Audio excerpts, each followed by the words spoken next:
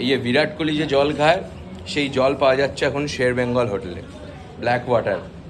এইটা তো এখানে দাম অনেকটাই রিজনেবল, বাট বিরাট কোহলি যেটা খায় সেটা হচ্ছে তোমার কত লাখ টাকা। এটা ব্ল্যাক ওয়াটার, পুরো জলের মতোই খেতে, জলের মতোই খেতে হয়, বাট কালারটা ব্ল্যাক।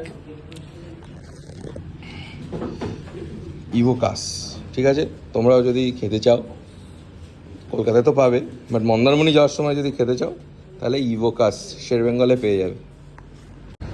এই মুহূর্তে আমি এসছি হচ্ছে শের বেঙ্গল হোটেল, কোলাঘাটের খুব কাছে মেচেদাতে ওদের একটা সুন্দর ধাবা রয়েছে, সেখানে আজকে আমরা খাওয়া দাওয়া করবো, লাঞ্চ করব।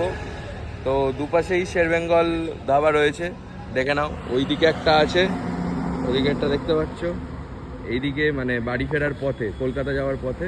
আর তার ঠিক অপোজিটে রয়েছে এখানে শের বেঙ্গল হোটেল। চলো আজকে দেখবো, এখানে বাঙালি খাওয়া দাওয়া হবে নাম করে। এদিকে বং পিজাও আছে।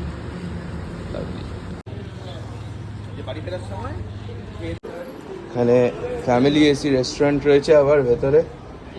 দাদা আমাদেরকে গাইড করে। দাদা তোমার নাম কি? আমার নাম বিকাশ বালা। বাহ, এটা তোমার ফ্যামিলি? হ্যাঁ, ফ্যামিলি রেস্টুরেন্ট স্যার। বাহ, দারুণ।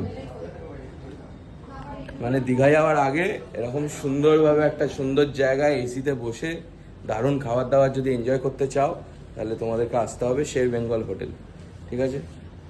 এই হচ্ছে পুরো ইন্টেরিয়ার, দেখে নাও, দারুণ।